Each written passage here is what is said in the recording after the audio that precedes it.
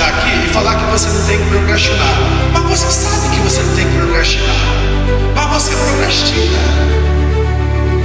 Mas você quer procrastinar? O grande problema